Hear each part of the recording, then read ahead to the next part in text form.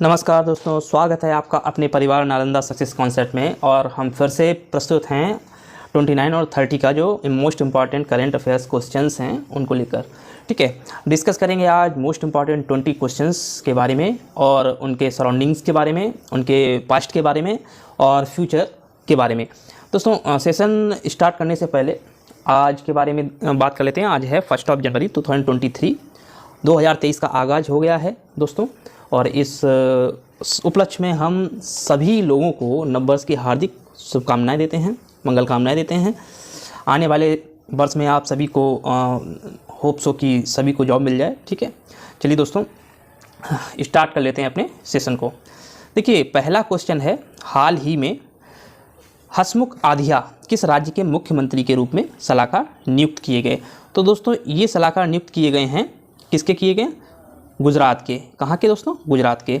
साथ साथ बता दें कि हसमुख आधिया जी जो हैं वो गुजरात के सलाहकार हैं और भूतपूर्व वित्तीय भारत के क्या हैं? भारत के वित्तीय सचिव हैं। क्या हैं दोस्तों? वित्तीय सचिव। वित्तीय सचिव गुजरात कैडर के आईएएस थे ये। ठीक है, और ये 2018 में इस पद से रिटायर हुए थे। क्या हुए थे? रिटायर हुए थे। ठीक है ना। ठीक है, और बता दें दोस्तों कि ये अभी गुजरात के बारे में अगर बात कर लें तो अभी सीएम कौन है दोस्तों? सीएम कौन है? जस्ट ए मिनट दोस्त,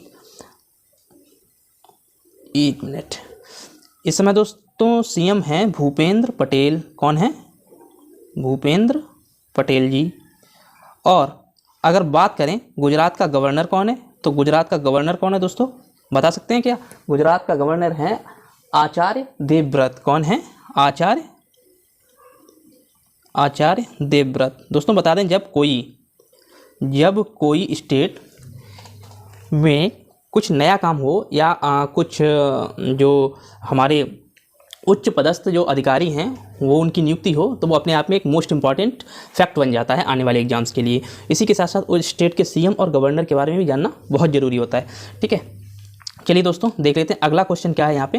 दोस्तों अगला क्वेश्चन जो है वो है, किस राज्य में शहरी सेवाओं में सुधार के लिए भारत और एडीबी ने एमओयू साइन किया है? सबसे पहले बात कर लेते हैं एमओयू क्या होता है। ये एमओयू सॉरी दोस्तों, एमओयू होता है मेमोरेंडम, जस्ट ए मिनट दोस्त, मेमोरेंडम ऑफ अंडरस्टैंडिंग। ठीक है, और इसी के साथ साथ बता दूं कि एमओयू में दोनों पक्षों की जो टर्म्स एंड कंडीशंस होती हैं, ठीक है, उनको दोनों पक्ष मान करके साइन कर लेते हैं एक तरीके का। ठीक है, तो यहाँ पे अगर देखा जाए तो दोस्तों एडीबी ने तमिलनाडु स्टेट, किसको? यहाँ पे तमिलनाडु स्टेट के लिए उसके शहरी सेवाओं में सुधार के लिए कुछ एक फंड जो है वो एलोकेट किया है तमिलनाडु सरकार को। ठीक है, इसी के साथ साथ बता दूं दोस्तों, एडीबी के बारे में बात कर लेते हैं हम। एडीबी दोस्तों, एडीबी का फुल फॉर्म क्या है? Asian development bank. Asian development bank. और ये जो बैंक है दोस्तों एडीबी, ये एशिया के जो डेवलपिंग कंट्री हैं, एशिया के जो डेवलपिंग कंट्रीज़ हैं उनको बूस्टअप करने के लिए बनाया गया था। ठीक है, अभी अगर बात करें हम एशियन डेवलपमेंट बैंक की, तो इसकी जो स्थापना हुई थी, इसका जो इस्टेब्लिशमेंट हुआ था वो हुआ था दोस्त दिसंबर 1966 में। और अभी प्रेजेंट में एडीबी के जो प्रेसिडेंट हैं, कौन? प्रेसिडेंट जो हैं वो हैं आशा कोवा। ठीक है, आशा कोवा जी अभी प्रेसिडेंट हैं। और यहाँ पे अगर देखें कि एडीबी का हेड क्वार्टर कहाँ है, तो हेड क्वार्टर दोस्तों पड़ता है फिलीपींस में। कहाँ पड़ता है दोस्तों? फिलीपींस में। कहाँ पे? फिलीपींस में। ठीक है, और अब हम बात कर लेते हैं कि एडीबी का और उद्देश्य क्या था दोस्तों। तो देखो बता दूं कि एडीबी का उद्देश्य जो था, जो एशियन कंट्री था उनका सामाजिक और आर्थिक उद्धार आर्थिक डेवलपमेंट या विकास करना इनका उद्देश्य था। सामाजिक उद्देश्य क्या होता है दोस्तों और आर्थिक उद्देश्य क्या होता है? देखिए, आर्थिक उद्देश्य हम ऐसी गतिविधियां, ऐसी आर्थिक उद्देश्य मतलब ऐसी गतिविधियां जिनसे हमारे जीडीपी का ग्रोथ हो। तो उस जीडीपी के ग्रोथ में जो सहायक गतिविधियां हैं उनके लिए जो फंड एलोकेट करता है वो हमारे आर्थिक डेवलपमेंट में आ जाता है। वहीं अगर हम सामाजिक गतिविधि करें कि जहाँ के लोगों की सोच, ठीक है, इंफ्रास्ट्रक्चर,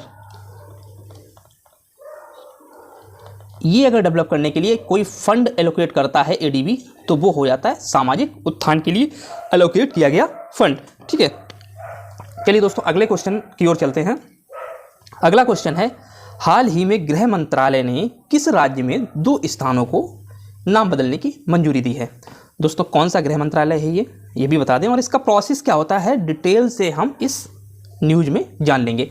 देखिए दोस्तों, ये जो गृह मंत्रालय की बात की जा रही है वो है केंद्रीय गृह मंत्रालय। जस्ट ए मिनट, कौन सा गृह मंत्रालय की बात की जा रही है दोस्तों? यहाँ पे केंद्रीय गृह मंत्रालय की, ठीक है ना, स्टेट का गृह मंत्रालय नहीं, ये केंद्रीय गृह मंत्रालय की यहाँ पे बात की जा रही है। और साथ ही साथ बता दें कि ये 2 स्थानों की नाम बदलने की मंजूरी दी है, वो दी है उत्तर प्रदेश में, ठीक है ना, उत्तर प्रदेश में। ये 2 स्थान कौन से हैं दोस्तों, वो देख लेते हैं।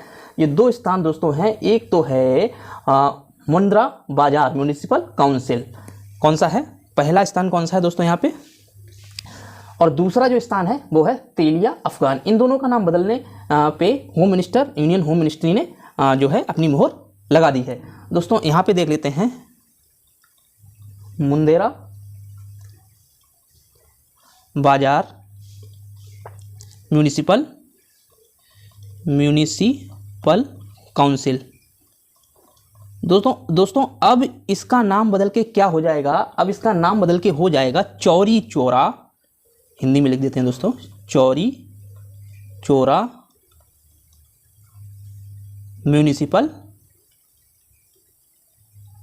Municipal council.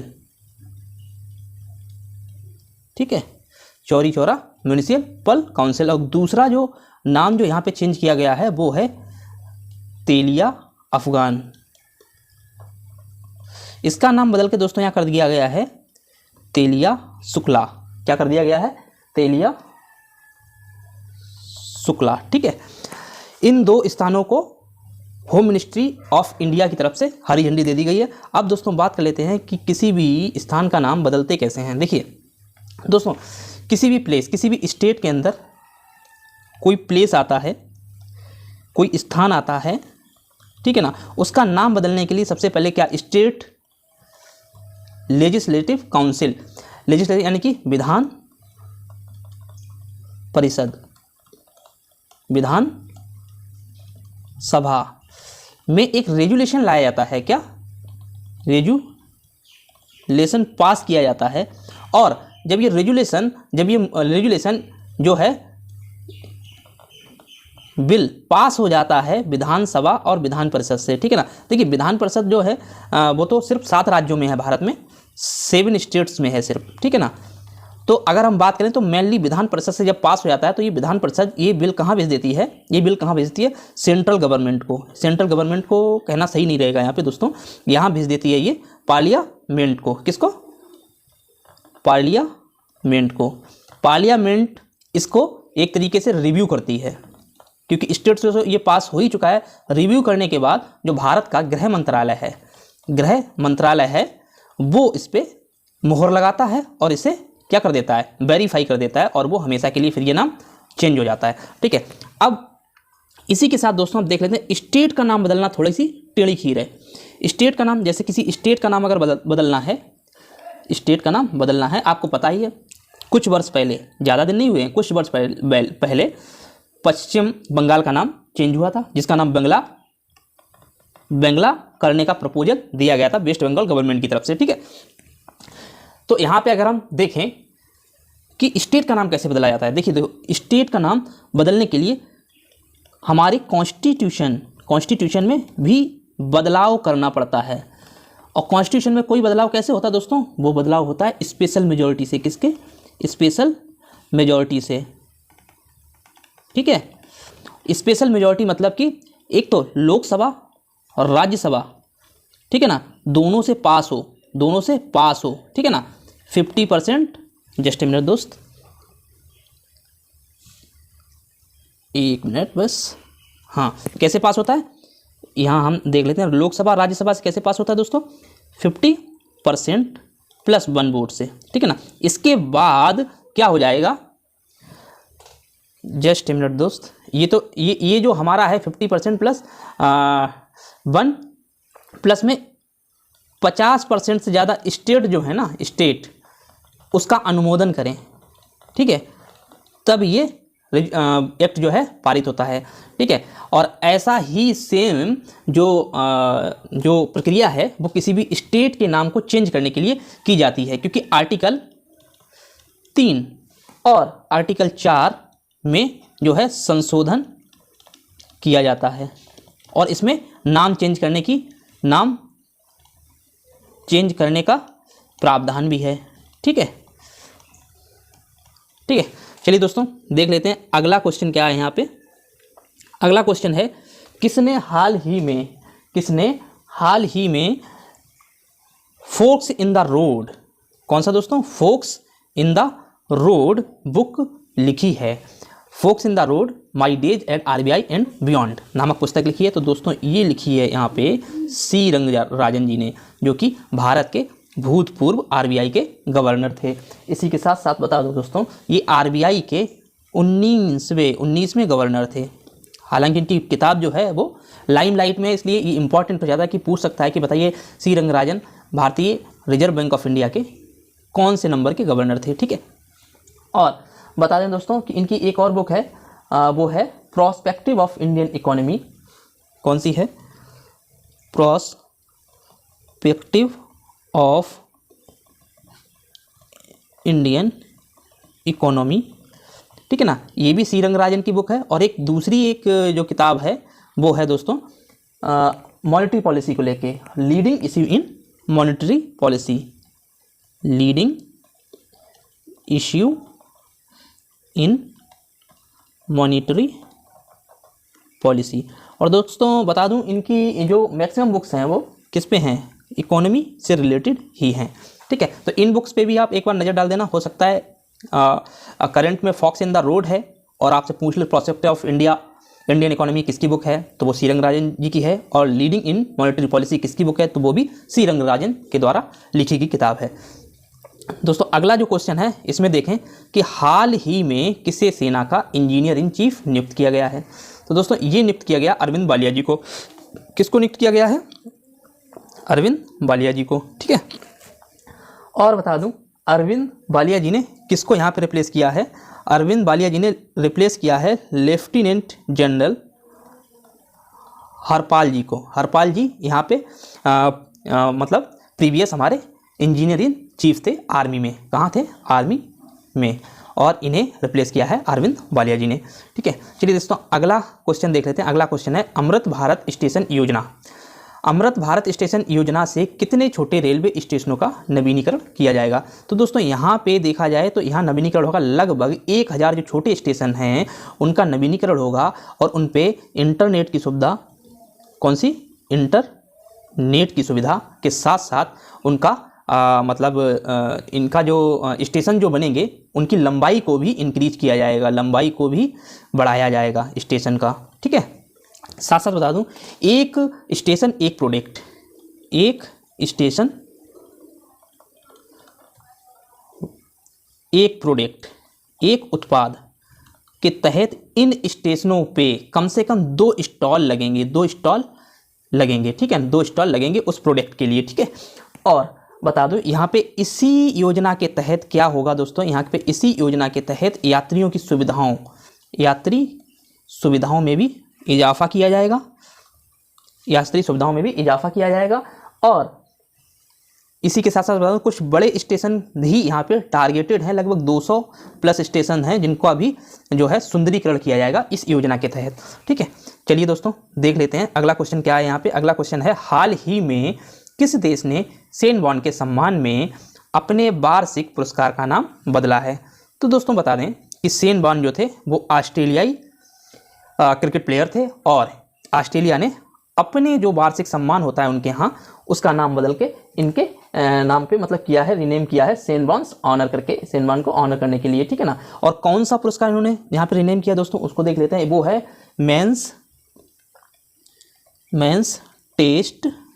Mains test player of the year, player of the year, ठीक है ना। ये जो अवार्ड था वो सेनबर्न के नाम से यहाँ पे किया गया है, उनको सम्मान देने के लिए, ठीक है। चलिए दोस्तों, अगला न्यूज़ क्या है यहाँ पे। अगला न्यूज़ बहुत ही इंपॉर्टेंट है भारत के सामरिक दृष्टिकोण से भी और भारत के जो पॉलिटिकल दृष्टिकोण है उसके प्रोस्पेक्टिव से भी। देख लेते हैं दोस्तों, न्यूज़ है क्या आखिर कि भारत ने हाल ही में किस देश के साथ मिलकर मोंगला बंदरगाह, कौन सा बंदरगाह दोस्तों, यहाँ पे मोंगला बंदरगाह का निर्माण करने की घोषणा की है। देखिए दोस्तों, बता दें ये निर्माण की मतलब ये जो निर्माण है वो बांग्लादेश के अंदर होगा और ये बांग्लादेश के सहयोग से पूरा किया जाएगा यहाँ पे। साथ ही बता दूं दोस्तों कि जब भी जैसे चाइना अभी का जो अभी पॉलिसी है वो साउथ चाइना सी और हिंद महासागर पर कब्जा करने की एक तरीके से विस्तारवादी नीति अपना रहा है। विस्तारवादी नीति क्यों? क्योंकि दोस्तों देखो, अंग्रेज भी जब आए थे ना तो समुद्री मार्ग से आए थे, और इन समुद्री मार्गों में जिसका ज़्यादा कब्जा होगा उसका व्यापार पर ज़्यादा नियंत्रण होगा, और व्यापार पर नियंत्रण अगर अधिक होगा तो क्या हो जाएगा दोस्तों, वो देश जो है उस देश की जो इकोनॉमी साइज ऑफ इकोनॉमी है वो अपने आप डेवलप या इंक्रीज हो जाएगा, बढ़ जाएगा, और ऐसी स्थिति में क्या हो जाएगा, आर्थिक विकास वहाँ बहुत ज़्यादा हो जाएगा। इसलिए चाइना जो है अभी समुद्री पोर्टों पर बहुत ध्यान दे रहा है। उसी के संदर्भ में भारत भी उसको काउंटर करने के लिए नए जो है पोर्ट डेवलप करता रहता है। यहाँ पे अगर देखें तो देखिए दोस्तों, ये कलकत्ता है, यहाँ पे अगर देखा जाए, जस्ट मिनट दोस्त, ये क्या है यहाँ पे कोलकाता है, ठीक है। और यहाँ अगर देखा जाए ये मोंगला पोर्ट है यहाँ पे, ठीक है। तो अगर बात करें यहाँ पे देखिए बांग्लादेश, अगर हम कोलकाता से अगर हम यहाँ से घूमते हुए जाएं इधर से अपने भारत है, यहाँ चिकन नेक पड़ेगा, चिकन नेक से इधर से घूमते हुए अगर जाएंगे तो दोस्तों बता दें कि लगभग यहाँ तक त्रिपुरा तक पहुँचते लगभग यहाँ दूरी हम तय कर लेते हैं लगभग 1550 किलोमीटर, ठीक है। और अगर हम कोलकाता से डायरेक्ट यहाँ से एक रेल लाइन का निर्माण कर दें बांग्लादेशी सरकार के सहयोग से, तो दोस्तों यहाँ पे जस्ट ए मिनट, थोड़ा सा मैं इसको चेंज कर लेता हूँ, यहाँ पे 1 मिनट रुकना। यहाँ पे कितना था, लगभग 1550 किलोमीटर पड़ता है, ठीक है ना। और वहीं अगर बांग्लादेश की तरफ से जाएं तो वो काफ़ी ज़्यादा, यहाँ पे कलर चेंज कर लेते हैं दोस्तों यहाँ पे, क्योंकि देखने में और समझने में थोड़ी आसानी होगी। यहाँ पे अगर हम कोलकाता जाएं और अपने सामान को और सामान के साथ साथ बहुत सारे यात्रियों को अगर भेजें त्रिपुरा में, यहाँ पे अगर भेजा जाए तो सिर्फ और सिर्फ पता है दोस्तों यहाँ पे कितना, लगभग 325 किलोमीटर ही ट्रैवल करना पड़ेगा, जिससे क्या है हमारा टाइम भी सेव होगा, टाइम के साथ साथ मनी सेव भी होगा। तो इसी उपलक्ष्य में क्या है, भारत सरकार प्रयासरत है लगातार बांग्लादेश से। बांग्लादेश का एक नदी विवाद है भारत के साथ, मतलब नदी विवाद क्या, वो 50-50 वाटर चाहता है, 50-50, मतलब जितना हम ले उतना ही पानी भारत ले। हालांकि इंटरनेशनल रूल जो है उसके हिसाब से जिसकी ज़मीन उसका पानी माना गया है, ज़मीन उसका पानी। लेकिन यहाँ पे बांग्लादेश का कहना है, हालांकि एक नदी का जो पानी है भारत ने बांग्लादेश को ज़्यादा दे रखा है, इसी वजह से बांग्लादेश ऐसी मांग कर रहा है, ठीक है। तो वो कह रहा पहले नदी विवाद हल करो, उसके बाद हम इस परियोजना के बारे में सोचेंगे। यहाँ देखिए जो चिटगांव पोर्ट है, अगर यहाँ से हम कोई भी गुड्स कोलकाता पोर्ट से चिटगांव पोर्ट तक लेके जाते हैं तो दोस्तों बता दें यहाँ से सिर्फ ये दूरी जो है वो 325 किलोमीटर पड़ती है, ना कि मंगला पोर्ट से, ठीक है ना दोस्तों। यहाँ से 325 किलोमीटर सिर्फ पड़ेगी दूरी, ठीक है। चलिए दोस्तों देख लेते हैं अगला क्वेश्चन क्या है। यहाँ पे अगला क्वेश्चन है, किस देश की एलिडा गिवेरा पहले KR गौरी अम्मा नेशनल अवार्ड से सम्मानित की गई हैं? दोस्तों ये हैं गेरा जी वो हैं क्यूबा से, ठीक है ना। और ये जो हैं फिलैंथ्रोपिस्ट हैं, एक तरीके से क्या ह्यूमन राइट एक्टिविस्ट हैं, क्या हैं ह्यूमन राइट एक्टिविस्ट। और इनको ये अवार्ड दिया क्यों गया है? इनको ये अवार्ड दिया गया है विकलांग बच्चों के लिए, विकलांग बच्चों के लिए ये 2 होम जो हैं वो प्रोवाइड की हैं, उनका संचालन भी यही करती हैं। तो उनके इस सहयोग की भावना के लिए, उनके इस फिलैंथ्रोपिस्ट वर्क के लिए भारत ने जो है, भारत की जो मतलब ये जो अवार्ड है वो इनको एलिडा गुवेरा को दिया गया है यहाँ पे। और ये इस अवार्ड के तहत क्या मिलता है यहाँ पे? एक तो प्रशस्ति पत्र मिल जाएगा, दूसरा लगभग $3000 मनी मिलेगी, ठीक है।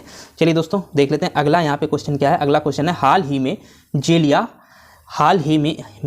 जेलियान ग्रोंग यूनाइटेड फ्रंट ने केंद्र और किस राज्य के साथ शांति समझौता किया है? दोस्तों ये है मणिपुर।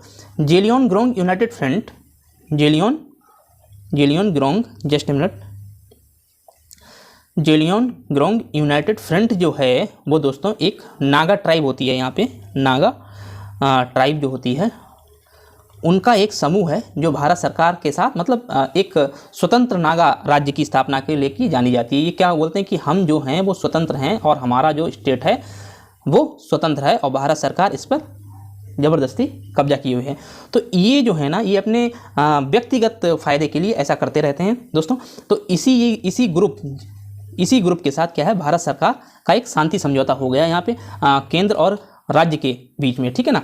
तो यहाँ पे अब ये क्या है, अगर शांति रहेगी, ये लोग एक तरीके से जैसे माओवादी होते हैं ना उसी तरीके का काम करते हैं, कहीं बम विस्फोट कर देना, किसी को अगवा कर लेना, ठीक है, इस तरीके से, और इंफ्रास्ट्रक्चर को बिगाड़ देना, रोड तोड़ देना, ऐसे काम करते रहते हैं। तो अगर यहाँ पे शांति आएगी तो दोस्तों क्या हो जाएगा, मणिपुर का विकास जोरों शोरों से हो जाएगा। फॉर एग्जाम्पल अभी आपने देखा जम्मू कश्मीर का विकास कैसे है, बहुत ही फास्ट ट्रैक से हो रहा है, क्योंकि वहाँ पे अभी शांति का माहौल है। हालांकि पहले की अपेक्षा तो बहुत ज़्यादा शांति अभी स्थापित हो चुकी है। चलिए दोस्तों देख लेते हैं अगला क्वेश्चन क्या है। लोकायुक्त विधेयक 2022 पारित करने वाला पहला राज्य कौन सा बन गया है? तो दोस्तों ये बन गया है महाराष्ट्र। महाराष्ट्र में लोकायुक्त विधेयक 2022 अभी पारित किया गया है। और ये कैसे पारित होता है, इसका प्रावधान क्या है, इसके बारे में अगर देखें तो दोस्तों लोकायुक्त विधेयक जो है वो लोकपाल एवं लोकायुक्त अधिनियम, लोकपाल एवं लोकायुक्त अधिनियम 2013 के प्रावधान से मतलब किया जाता है इसको। इसके प्रावधान में क्या है कि सेंट्रल गवर्नमेंट और स्टेट गवर्नमेंट में लोकायुक्त की नियुक्ति होगी और सेंट्रल गवर्नमेंट में लोकपाल की नियुक्ति होगी। और ये लोकायुक्त एक कमेटी जिसमें 5 मेंबर होते हैं। कौन से 5 मेंबर होते हैं दोस्तों? इन 5 मेंबरों में क्या होगा बता दूं, एक तो सुप्रीम कोर्ट के जज होंगे, यहाँ पे हाई कोर्ट के जज होंगे, ठीक है। और ये लोकायुक्त जो कमेटी है वो सारे के सारे जितने सचिवालय और वित्तीय प्रशासन पे कार्य होते हैं, सचिवालय प्लस जितने फाइनेंशियल इंस्टीट्यूशंस हैं सरकार के, उन पे क्या करेगी, उन पर नज़र रखेगी, एक तरीके से वॉचडॉग का काम करेगी। क्या वॉचडॉग का काम करेगी, ठीक है। तो ये जो है महाराष्ट्र में अभी फिलहाल में पारित हुआ है, वहाँ लोकायुक्त को बना दिया गया है दोस्तों, ठीक है। चलिए दोस्तों अब देख लेते हैं अगला क्वेश्चन क्या है। किस राज्य में 2 साल बाद धनु यात्रा का आयोजन हुआ है? तो दोस्तों यहाँ पे हुआ है उड़ीसा में। साथ साथ बता दूँ 2 साल बाद क्यों, क्योंकि कोविड की वजह से ये यात्रा संपन्न नहीं हो पाई थी। इस बार जो है धनु यात्रा का आयोजन जोर शोर से किया जा रहा है उड़ीसा में। और इसी के साथ साथ बता दूँ ये जो है धनु यात्रा वो प्रत्येक वर्ष दिसंबर से जनवरी के बीच आयोजित किया जाता है। और ये उड़ीसा के बरगढ़ नामक जगह पर, क्या नाम, बरगढ़ नामक जगह पे आयोजित होता है। कहाँ है ये बरगढ़ दोस्तों? उड़ीसा में। कहाँ है? उड़ीसा में, ठीक है। और बता दें ये जो सर्वप्रथम मनाया जाता है, सर्वप्रथम ये जो धनु यात्रा है वो मनाई गई थी 1948 में। कब? 1948 में, कृषकों और श्रमिकों द्वारा। ठीक है दोस्तों, तो हमने धनु यात्रा के बारे में पता कर लिया। और हाँ, इसमें होता क्या है ये भी बता दूं कि किस देवता के उपलक्ष्य में। ये है कृष्ण की लीलाओं का एक तरीके से नाट्य रूपांतरण किया जाता है, नाट्य रूपांतरण कृष्ण की लीलाओं का, और साथ साथ मथुरा विजय, ठीक है ना, मथुरा विजय का नाट्य रूपांतरण यहाँ पे किया जाता है। ठीक है, और वो भी पता कहाँ किया जाता है? ओपन एयर थिएटर में। कहाँ?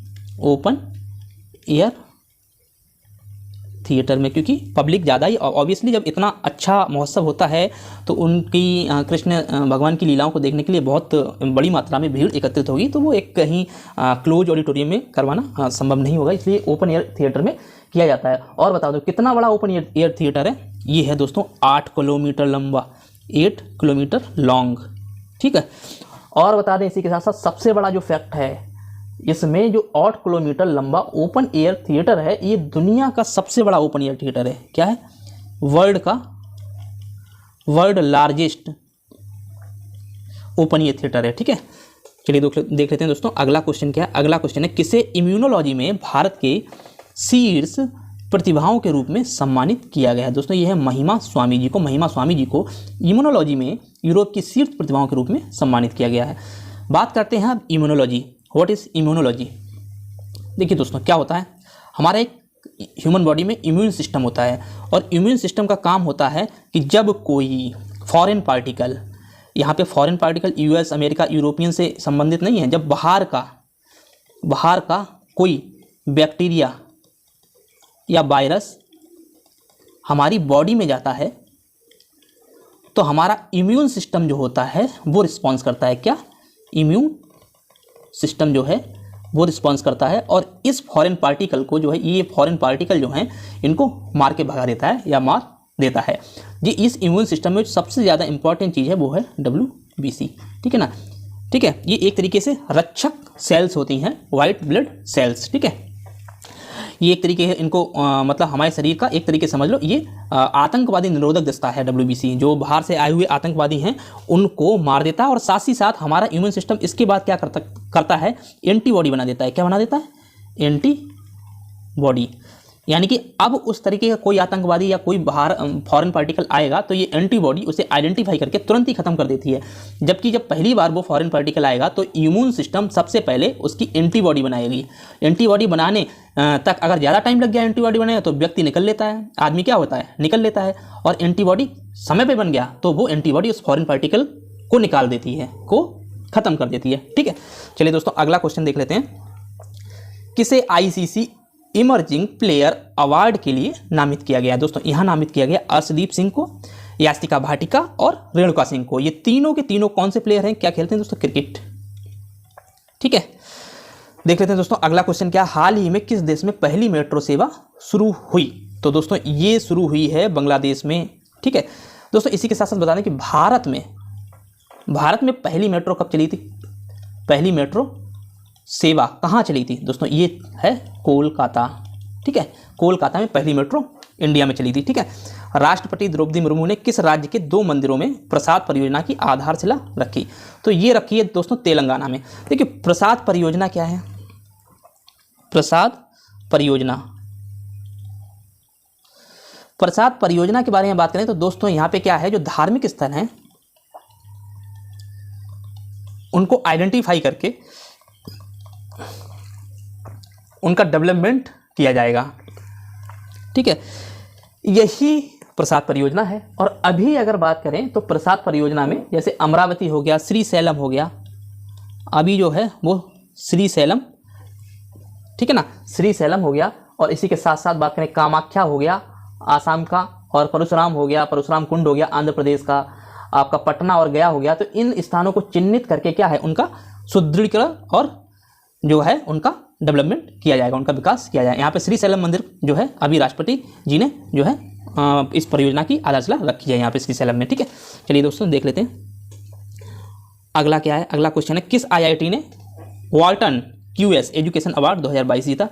दोस्तों वॉर्टन क्यूएस एजुकेशन अवार्ड है वो आईआईटी मद्रास ने यहाँ पे विन किया है। आईआईटी मद्रास को याद रखना, ठीक है ना, कि इन्होंने वॉर्टन, देखो आईआईटी मद्रास में क्या है, सारे लोग कैसे होते हैं, लगभग ब्लैक होते हैं, काले लोग। तो काले लोगों ने क्या वाइट या वॉर्टन अवार्ड जीता है, ऐसे करके आप इसको याद रख सकते हैं, ठीक है। आदिवासी मंत्रालय ने फ्यूचर इंजीनियरिंग प्रोग्राम के लिए किसके साथ साझेदारी की है दोस्तों, यहाँ की है अमेजॉन के साथ साझेदारी की है आदिवासी मंत्रालय ने, ठीक है। अगला क्वेश्चन जो है, हाल ही में पहला अंतर्राष्ट्रीय समुद्र तट महोत्सव आयोजित कहाँ पे हुआ है, तो दोस्तों ये हुआ केरल में, ठीक है ना। और बता दें केरल के तट को मालाबार तट भी बोलते हैं, ठीक है ना, मालाबार तट। और उसी के बिल्कुल विपरीत यानी कि वेस्ट में, तो ईस्ट में जो हमारा कोस्ट पड़ता है उसको बोलते हैं कोरोमंडल तट, जो तमिलनाडु तट पे मिलता है। भारत और किस देश के बीच मुक्त व्यापार समझौता लागू हुआ, ये हुआ दोस्तों ऑस्ट्रेलिया के मध्य, ठीक है ना। और जल्द ही हमें यूके के मध्य भी ऐसा ही एक समझौता देखने को मिल सकता है।